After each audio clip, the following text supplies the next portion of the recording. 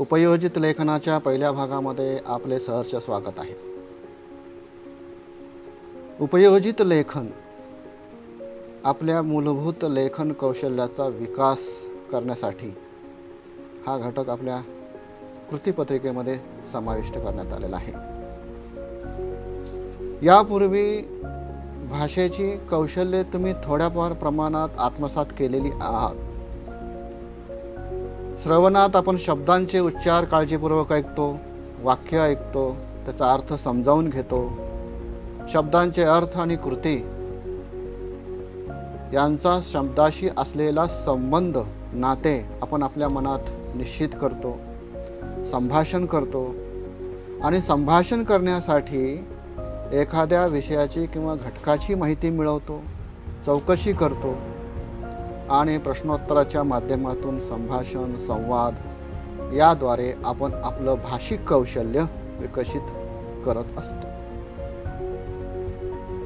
माध्यमिक स्तरावर वाचन कौशल्याची परिपूर्णता गाठली जाते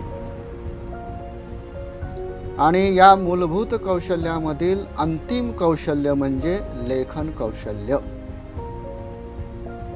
अर्थात लेखन कौशल्य ही मूलभूत कौशल्यापैकी शेवटची पायरी असली तरी या पायरीवर इतरही कौशल्य आवश्यक आहेत.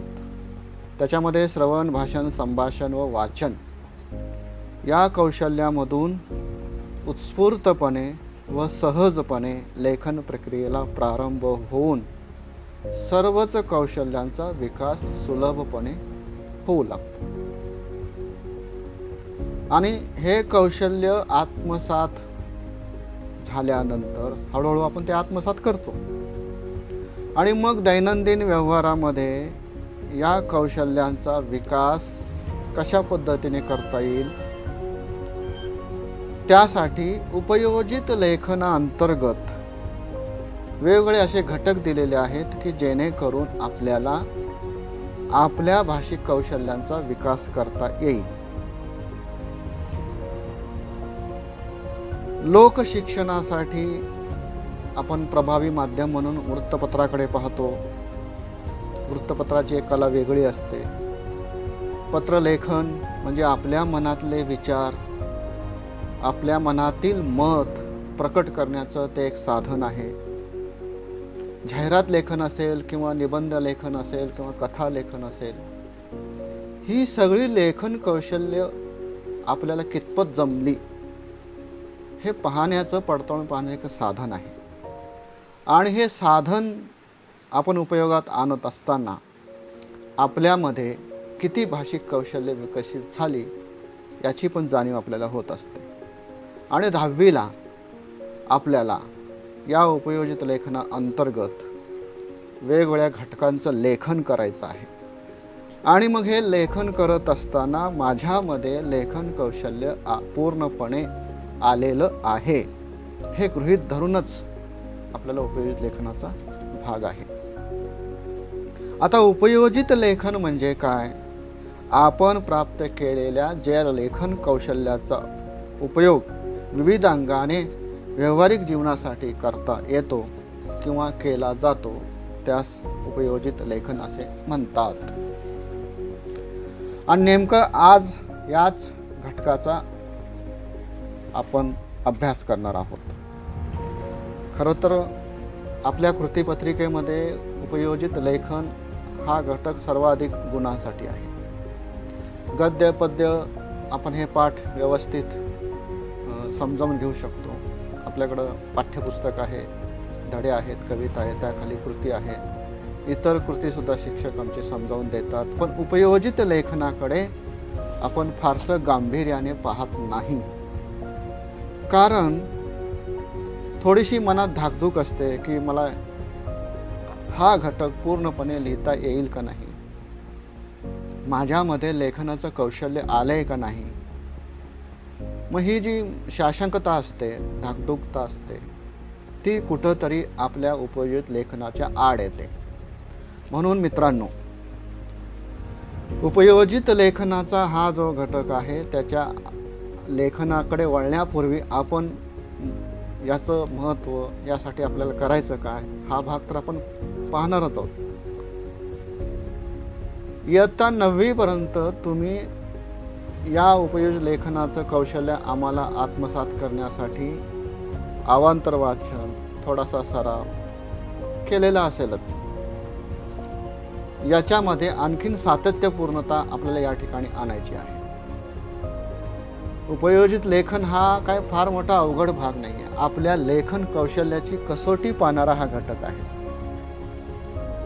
म्हणून केवळ गाईड किंवा इतर बाजारू साधनं याच्यातून आपल्याला उपलब्ध होईल म्हणून या दृष्टीने तिकडे न पाहता स्वयंपूर्णपणे आपल्याला लेखन कसं करता येईल, पाठ्यपुस्तक किंवा इतर जी अवांतर वाचनाची जी साधनं आहेत त्याचा उपयोग करून माझ्यामध्ये हे लेखन कौशल्य कसं येईल यासाठी आपण प्रयत्नशील राहणार आहोत. कोणी मनात शंका आणायची नाही की मला हे येणार नाही, मला हे लिहायचं आहे, मला पत्रलेखन करायचं आहे, सारांश लेखन मला जमलं पाहिजे, बातमी लेखन मला येते, जाहिरात लेखन मला जमते, कथा लेखन मी प्रयत्न करणार, लेखन कौशल्यामध्ये जे निबंधातले जे 3 प्रकार आहेत ते सगळे लेखन मला योग्य रीतीने येऊ शकतात. हा जेव्हा आत्मविश्वास आपल्यामध्ये येईल आणि तसा आत्मविश्वास आणि तसा सकारात्मक विचार करून आपल्याला उपयोजित लेखनाकडे वळायचं आहे. आणि मी नेहमी म्हणत आलेलो आहे की उपयोजित लेखन हा विषय पाठांतराचा नाही, शिकवण्याचा नाही, तर तो शिकण्याचा विषय आहे. दैनंदिन व्यवहारामध्ये समाजामध्ये वावरत असताना ह्या सगळ्या गोष्टींचा उपयोग आपण करत असतो आणि जेव्हा हे करत असताना आपण त्याकडे फारसे लक्ष देत नाही. पण आता लेखन करायचे, प्रत्यक्षात कृतीपत्रिकेमध्ये आपल्याला लेखन करायचं आहे. म्हणून उपयोजित लेखन करत असताना आपल्याला स्वतःचे विचार, स्वतःच्या कल्पना, स्वतःची मतं मांडावायची आहेत. वाक्प्रचार, शब्दसमूह, अलंकारिक शब्द, सुभाषिते, विचार, म्हणी या सगळ्यांचा ताळमेळ घालून आपल्याला उपयोजित लेखन करायचं आहे. आणि उपयोजित लेखनाच्या पहिल्या भागामध्ये पत्रलेखन आणि सारांश लेखन आहे. पत्रलेखन आणि सारांश लेखन मुद्दाम 2दा त्याचा उल्लेख करतो आहे. आणि सगळ्यांना पत्रलेखन माहीत पण आहे, त्याची कला, त्याचं तंत्र हे पण अवगत आहे. कारण पत्रलेखन आपण इयत्ता 6वीच्या वर्गापासून शिकत आलेलो आहोत. शिकवत नाही, शिकत आलेलो आहोत. आणि मग 6वीच्या वर्गापासून अगदी छोटे छोटे पत्र, त्यानंतर थोडंसं त्याच्यामध्ये विषय जसं जसं वाढत जातं तसं तसं वरच्या वर्गामध्ये हे पत्रलेखनाचं कौशल्य आलेलं आहे. आणि तुमच्या विषय शिक्षकांनी सुद्धा हे पत्रलेखन त्या वर्गामध्ये घेतलेलं आहे. घेतले म्हणजे तुम्हाला त्यांनी तंत्र सांगितलं आणि काय सांगितलं की सराव करा, त्याचं तंत्र नीट समजून घ्या आणि कृतीतून ते कौशल्य आत्मसात करा. म्हणजे 10वीला येईपर्यंत तुम्हाला पत्रलेखनाचं हे कौशल्य पूर्णपणे आलेलं असलं पाहिजे असं गृहीतच धरलेलं आहे. म्हणून आता मला पत्रलेखन करता येत नाही असं म्हणणं चुकीचं आहे. आता मला पत्रलेखन करता येतं, त्याचं तंत्र मला समजलंय, ती कला मला अवगत आहे असं समजूनच आपण उपयोजित लेखनातला हा पहिला भाग समजून घेणार आहोत. नीट लक्षपूर्वक ऐका, विचार करा आणि आपल्याला उपयोजित लेखनाचा हा पहिला भाग आता आपण समजावून घेणार आहोत. त्यामध्ये पत्रलेखन आणि सारांश लेखन हे 2 महत्त्वाचे आहेत आणि 6 गुणांसाठी आहे. 6 गुणांसाठी हा पहिला भाग पत्रलेखन सारांश लेखन पैकी आपल्याला 1 सोडवायचा ऑप्शन आहे, म्हणजे पर्याय आहे आपल्या इथं आणि पैकी 1 सोडवायचा आहे. आणि सोडवत असताना आपल्याला फारशी अडचण येणार नाहीच आहे जर व्यवस्थित सराव, व्यवस्थित तयारी, त्याचं तंत्र, त्याची कला आपण आत्मसात केली असेल आणि ते जाणून शिकण्याचा प्रयत्न केला असेल आणि ते कृतीतून म्हणजे लेखनातून त्याचं उपयोजन केलेलं असेल तर काहीही अडचण येणार नाही. म्हणून मित्रांनो, आज पहिल्या भागामध्ये आपण हा घटक समजावून घेऊया. PPTच्या माध्यमातून आपण तो घटक समजावून घेऊया आणि आपण पुढे जाऊया, पत्राचे प्रकार पाहूया आणि पत्रलेखनाचा हा भाग आपण समजावून घेऊया. पत्रलेखन उपयोजित लेखनामधला अ भाग, त्याला आपण विभाग 5वा म्हणतो. एकूण गुण आहेत 24. त्यामध्ये अ विभागाला 6 गुण आहेत. पत्रलेखन कोणत्या प्रकारचे आहेत? औपचारिक पत्र आणि अनौपचारिक पत्र. औपचारिक पत्रामध्ये मागणी विनंती पत्र आहेत आणि अनौपचारिक पत्रामध्ये कौटुंबिक पत्र आहे. त्याला पर्याय आहे सारांश लेखन. दोन्हीपैकी एक आपल्याला कृती सोडवायची आहे. आता आपण पहिल्यांदा पत्रलेखनाचा हा भाग बघूया आणि मग सारांश लेखनाकडे वळू. पत्रलेखन करताना काय काय लक्षात ठेवायचं? याच्या आधी ह्या सगळ्या गोष्टींचा उलगडा झालेला आहे. ह्या सगळ्या गोष्टी 6वी 7वी 8वी 9वी पर्यंत सांगितलेलं आहे. पुन्हा एकदा त्याचं रिव्हिजन करूया, पुन्हा उलगडणी करूया, म्हणजे तुम्हाला पत्रलेखन करताना ज्या काही छोट्या मोठ्या चुका होत असतात त्या पुन्हा होणार नाहीत. औपचारिक पत्र लिहित असताना प्रति लिहून झाल्यानंतर आवश्यक मुद्दा व पत्ता लिहावा. म्हणजे आता हे आराखडा तुमच्या डोळ्यासमोर येईल ह्याच्यानंतर, त्यावेळेस हे सगळ्या गोष्टी लक्षात येतील. पत्राचा विषय लिहिणे आवश्यक आहे. औपचारिक पत्र म्हणजे कोणते? मागणी आणि विनंती पत्र. औपचारिक आणि अनौपचारिक पत्र हे लक्षात घ्या. औपचारिक पत्र म्हणजे आपण कार्यालयीन किंवा दुकानदारास किंवा कारखानदारास किंवा असे जे व्यवहाराच्या दृष्टीने उपयुक्त जे पत्र असतात अशा पद्धतीचे जे पत्र असतात त्याला औपचारिक पत्र असं म्हटलं जातं. कौटुंबिक पत्रांना आपण अनौपचारिक म्हणतो. त्याच्यामध्ये या पत्रामध्ये औपचारिकता असते, त्याच्यामध्ये नसते. बघूया. प्रति लिहून झाल्यानंतर आवश्यक मुद्दा पत्ता लिहावा. पत्राचा विषय लिहिणे आवश्यक आहे. विषय मांडणी अचूक असावी. विषय मांडणी केव्हा येईल? आपल्याला त्या संबंधीचं वाचन जर असेल तर अचूक मांडणी आपल्याला येऊ शकते. 2 ते 3 परिच्छेदामध्ये पत्रलेखन असावे. 6 गुणांसाठी आहे. शेवटी डावीकडे पत्र पाठवणाऱ्याचा पत्ता लिहावा, ईमेल लिहावा. आता पूर्वी आपण जुन्या काळामध्ये म्हणजे ह्याच्या आधी 2-3 वर्ष उजवीकडे पत्र लिहिणाऱ्याचा पत्ता असं यायचं, पण आता तसं नाही आहे. सुरुवातच आपण ज्यांना पत्र पाठवतो तारीख लिहून, त्यांचं प्रति लिहून खाली पत्ता, त्यानंतर विषय, त्यानंतर विषयाची मांडणी 2-3 परिच्छेदामध्ये, आणि पत्र लिहून झाल्यानंतर ज्याने पत्र लिहिलेलं आहे त्याचा पत्ता शेवटी खाली डावीकडे येईल.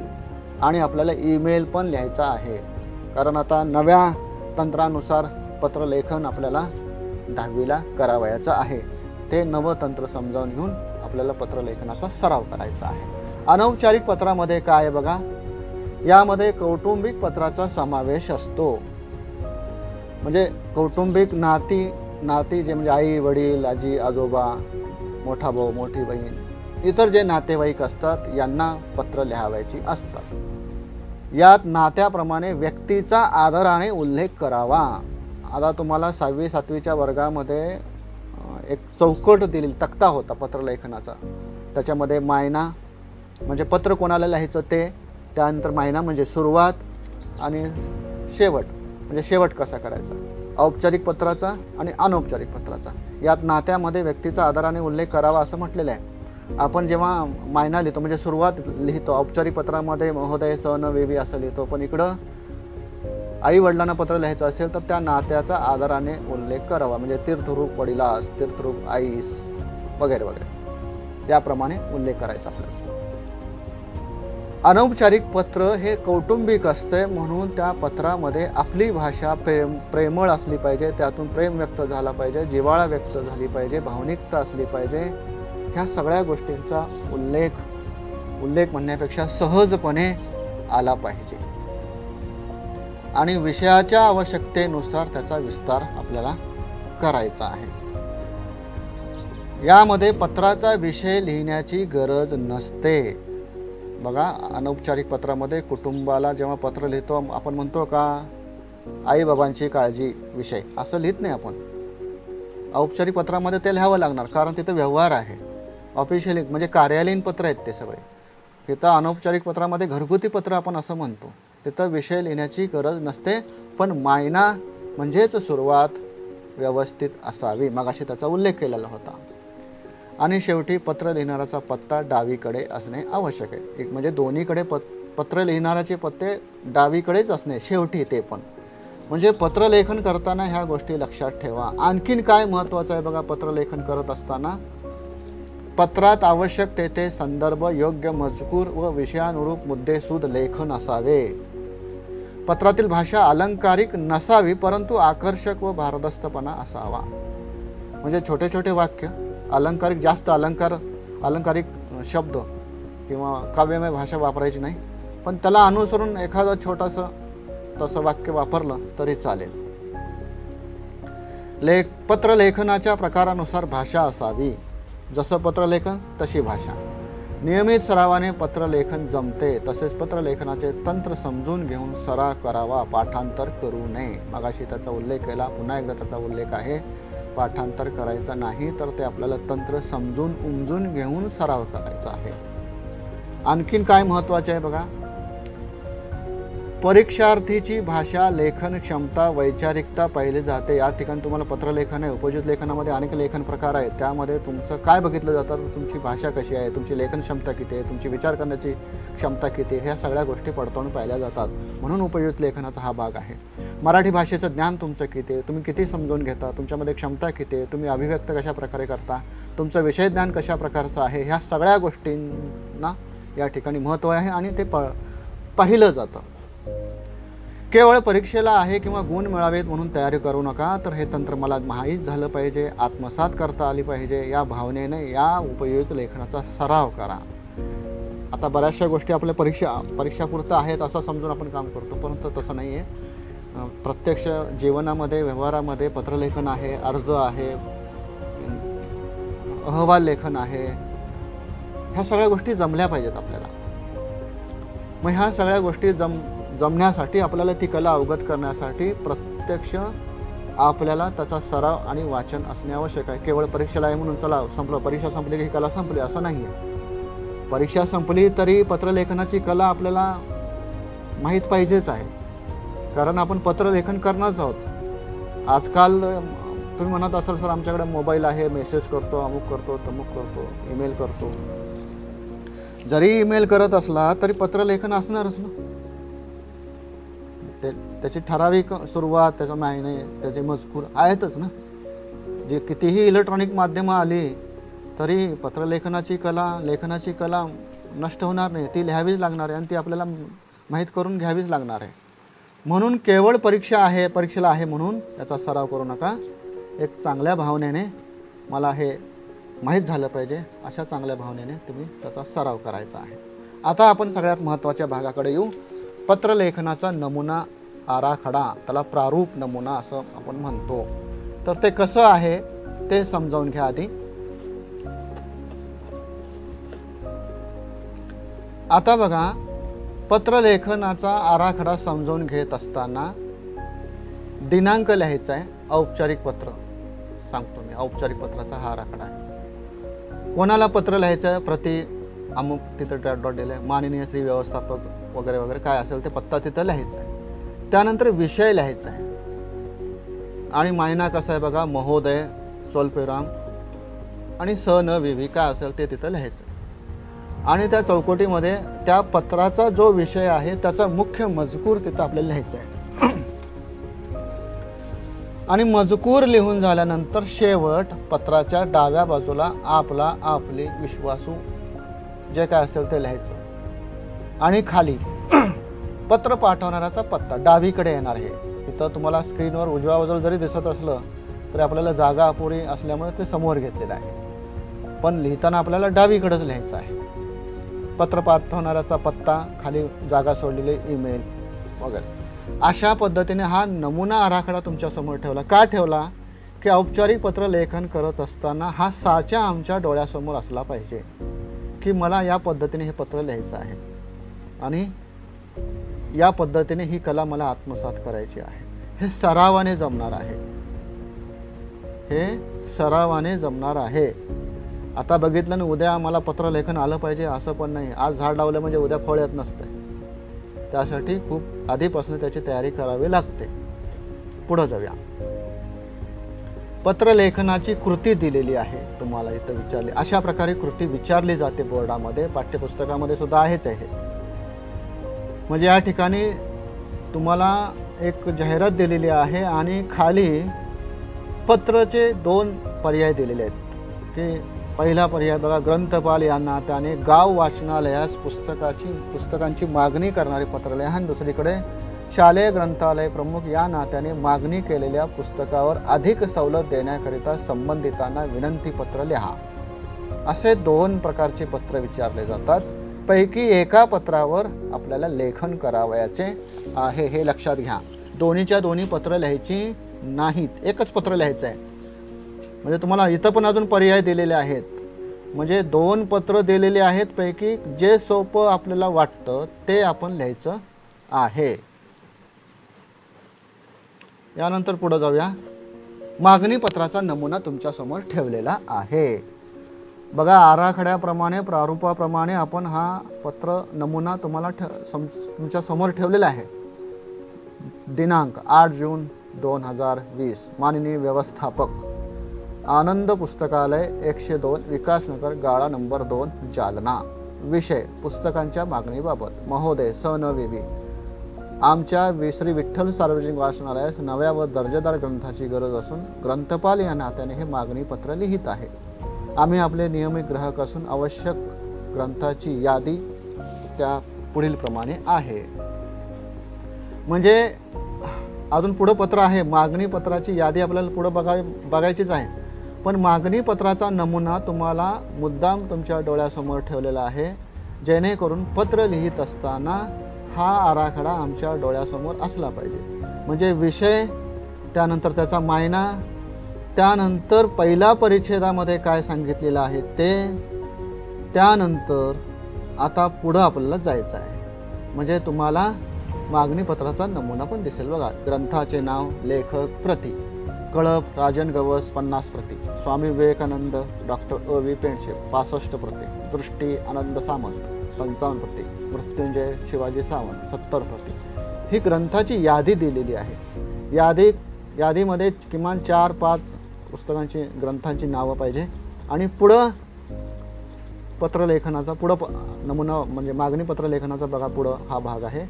सदर यादीप्रमाणे, आता जी यादी दाखवली ती यादी, सदर यादीप्रमाणे ग्रंथांची आवश्यकता असून सोबत यथायोग्य मूल्य असलेले देयकही पाठवावे.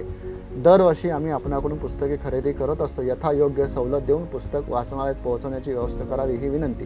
आपल्या उत्तराची वाट पाहत आहे. कळावे आपला विश्वासू अ.ब.क. ग्रंथपाल, श्री विठ्ठल वाचनालय, मनोरमा नगर, जुळे, सोलापूर, सोलापूर. ईमेल पण दिलेला आहे, srivitthl@gmail.com. अशा पद्धतीने म्हणजे सगळे जे काय म्हणजे सुरुवातपासून शेवटपर्यंत आपण डाव्या बाजूला सगळं पत्रलेखनाचं भाग घेतलेला आहे. आता उजव्या बाजूला काहीच येणार नाही आहे, ही पण पक्की गोष्ट मनामध्ये ठेवा. त्यानंतर पुढे जाणार आहोत. विनंती पत्र. मगाशी 2 पत्र होते, मागणी पत्र झालं, आता विनंती पत्र. माननीय प्रति बघा, माननीय प्रति व्यवस्थापक, माननीय व्यवस्थापक, आनंद पुस्तकालय 102 विकासनगर, गाळा नंबर 2, जालना. विषय आहे अधिक सवलत मिळण्याबाबत विनंती पत्र आहे बघा हे. महोदय स.न.वि.वि. वरील विषयास अनुसरून शालेय ग्रंथालय प्रमुख या नात्याने आपणास पुस्तकावर अधिक सवलत मिळावी म्हणून हे विनंती पत्र लिहित आहे. आमच्या प्रशालेत दिवसेंदिवस विद्यार्थ्यांची वाचनाची आवड वाढत असून त्यांना अधिकाधिक चांगली पुस्तके वाचाव्यास मिळावीत म्हणून शाळेतील ग्रंथालयात नवनवीन ग्रंथाचा संग्रह असावा यासाठी प्रयत्नशील असतो. गेल्या अनेक वर्षापासून आपणाकडून नियमित ग्रंथ खरेदी करत आहोत. म्हणजे विनंती पत्राचा हा नमुना बघितला. आता पुढचा भाग आहे, म्हणजे एका पानामध्ये न बसल्यामुळे आपण इकडे घेतलेले. आपल्या दुकानाच्या वर्धापन दिनानिमित्त 20% सवलत दिली आहे, परंतु यंदा आमच्या शाळेकरता मोठ्या प्रमाणात ग्रंथ खरेदी केली आहे, त्यामुळेच आम्हाला अधिक सवलत मिळावी अशी विनंती करत आहे. आपण नेहमी सहकार्य करत आलात. आमच्या बालवाचकामध्ये वाचन चळवळ आपल्यामुळे वृद्धिंगित झाली आहे, तरी यावर्षी अधिक सूट द्यावी अशी सर्वांच्या वतीने विनंती करतो. आपल्या प्रतिसादाची वाट पाहत आहे. कळावे आपला विश्वासू देवराज गुरु, ग्रंथालय प्रमुख, श्री कलमेश्वर प्रशाला, सुले जळगे, तालुका अक्कलकोट. ईमेल devrajguru@gmail.com या पद्धतीने आपल्याला विनंतीपत्र लिहायचं आहे. म्हणजे किती पत्र झाली आपली माहिती तुम्हाला? मागणीपत्र आणि विनंतीपत्र. पत्रलेखनाचे हे जे 2 प्रकार आहेत, हे 2 प्रकार आज आपण अभ्यासले, त्याचे बारकावे पाहिले.